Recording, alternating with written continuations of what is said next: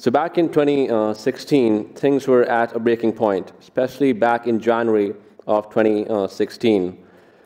And, uh, and, and in Delhi, at the time, there was this law that just came out, and that was called the odd-even rule. So whereby, like your car was not, to be on the road for three days in a week or so, and that really threw things off.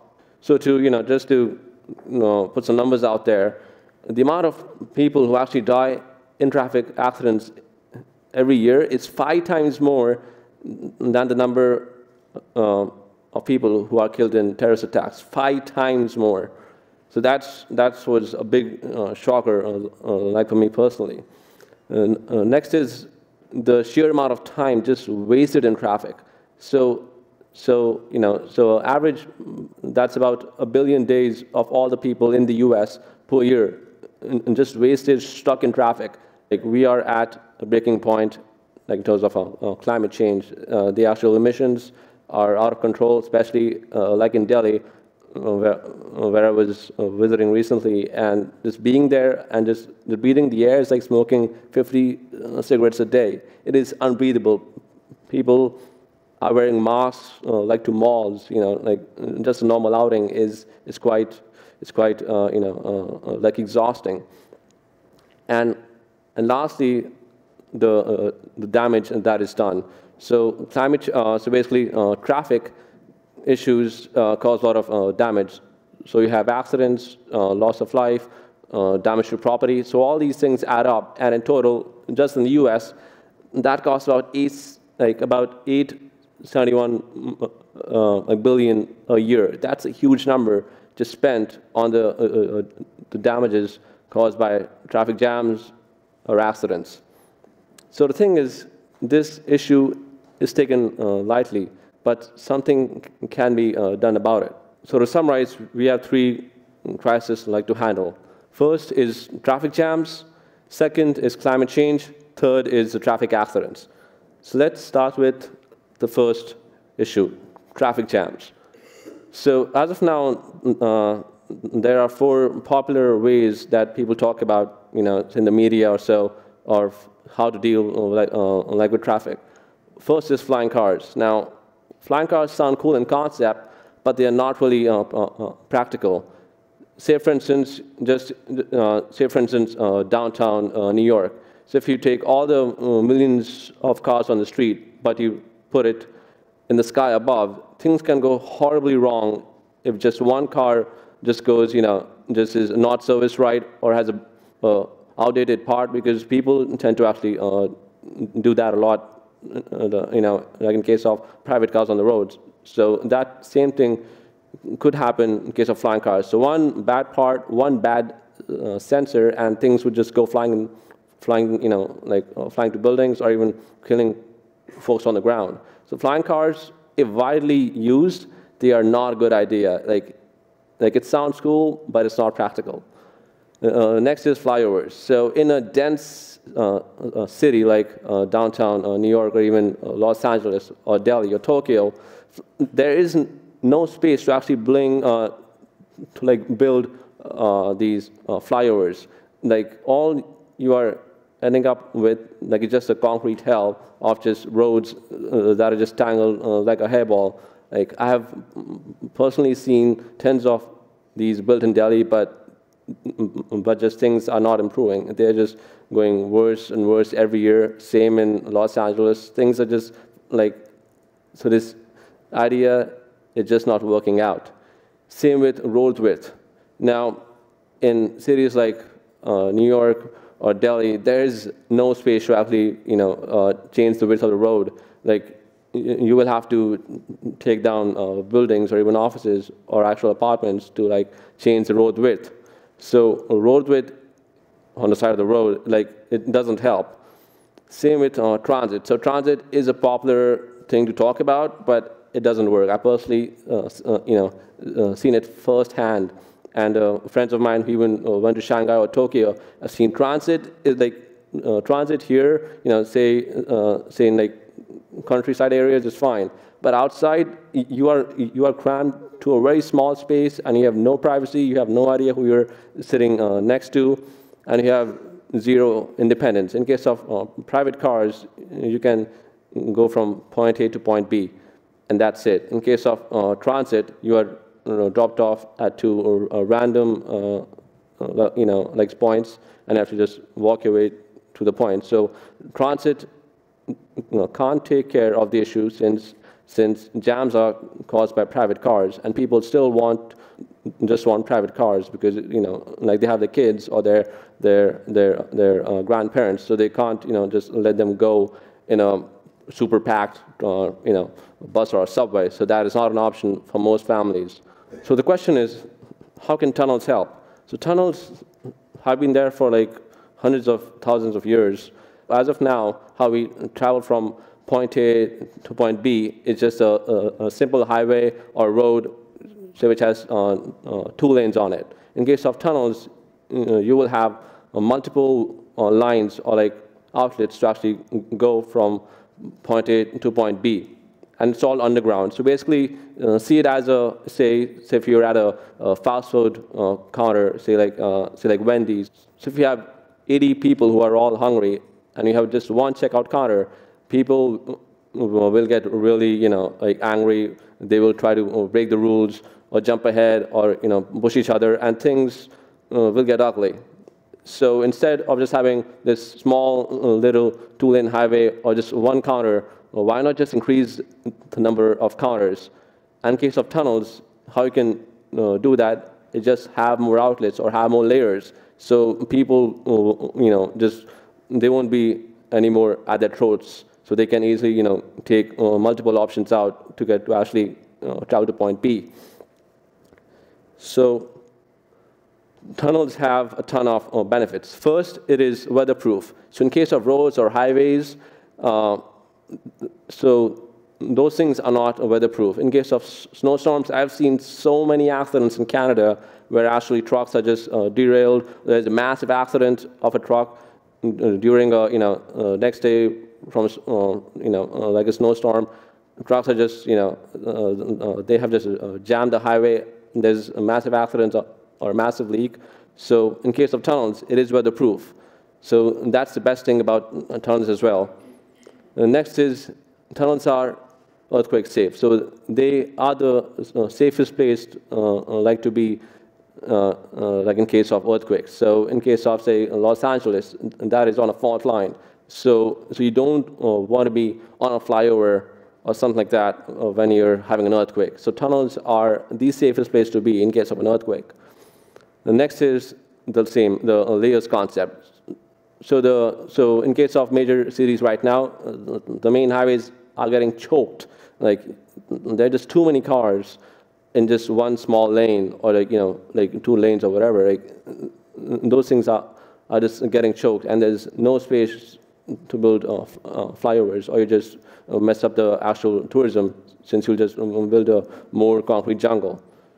Next is you actually save city views. In case of flying cars or flyovers, you will just keep on building and building, since the population is just going to increase. So it will be 9 billion, then 10, then 20, and so on. So the population will keep on increasing. So you can't just build like a second flyover, a third, a fourth, a fifth. Like there'll be like soon all you will have is just a weird hairball of roads or a concrete jungle. So you don't want that. Like you want to save the city views. Someone would want to know 100 years from now what it say New York will look like, not just like a bunch of like flying cars that just go around like bees, but just save the city views thing, and that is quite important.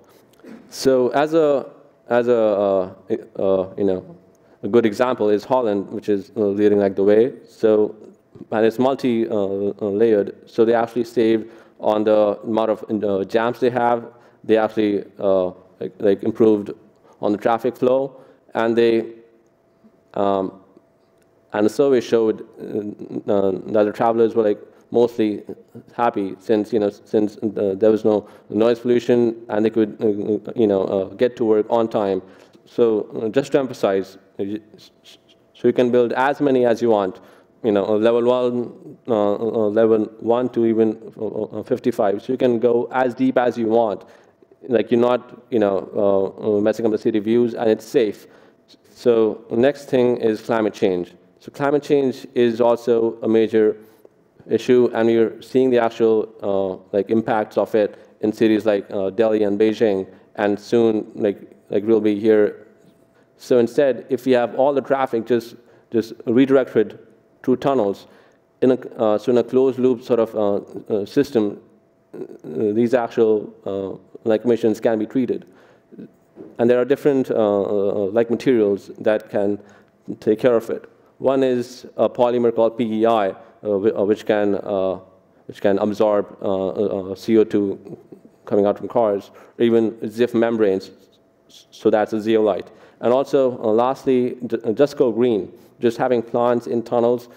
Plants are a great carbon sink. So essentially, like you want to suck all the harmful greenhouse gases out, and that's why like all these great carbon sinks can really help. Instead of the gases going straight to the atmosphere, tunnels can take care of it. Carbon sink tunnels can capture the CO2 emissions, treat them, and also prevent climate change by actually stopping these harmful these gases from going straight to the atmosphere. So lastly, we have traffic accidents. So the major cause of traffic accidents is actual human error. And the way we can take care of it is just take out the human driver, as simple as that. And we have like autonomous cars that can actually help in this. So like in this case, you can have Hyperloop-like pods that can actually take the actual cars in a straight rail. And there's a test track being built in California like for this as well. So you can have these autonomous pods where the actual cars can go from point A to point B, like without any risk of a traffic accident. So the benefits of this is, firstly, the major cause of all traffic accidents is removed, the human error. Next, it's organized. In case of high densities, like things just go purely into chaos, like extremely soon. So this sort of stops that. So it's like a swarm sort of technology where all the cars are always neatly structured and organized. So there's no big mess at a junction. It's all organized. Third is it's safer. Since you are taking out the human error part, you'll be much safer on the road. So the question is, how can we fund this? So as of now, there are quite a few companies who are working on these tunneling technologies. So you have companies like Kenny, a construction or the boring company, which are working on these technologies. And if you have some sort of a public and private partnership where these things are funded, say for instance, case of NASA, how they actually set up the commercial space industry, where they had these bidding wars for just for a space rocket. What can you do as a private citizen to like help this? First is just talk to people. Talk to people like in your local transportation department. See the projects that are just happening. See talk to the actual reps who are working on this. So like talk to like your mayor, call your mayor. People in power are now on Twitter, so just tweet at them and just talk to them. Say about the latest projects coming up. Say for instance, there are highways coming up. I think in New York, which will not really help because the same thing has been tried in Delhi and Shanghai. It didn't work, and this making the same mistake time and time again, like which has been tried in different cities. So try to save that mistake. Talk to the people in power, say in the local the transportation department, and try to just voice your opinion or support. And lastly, so if you're an investor or a venture capitalist, talk to these companies who are working on these technologies. So you have Kenny, like construction or a boring company, and there are a bunch of other companies as well. So talk to them or support them in any way that you can. So to summarize, so we have to choose,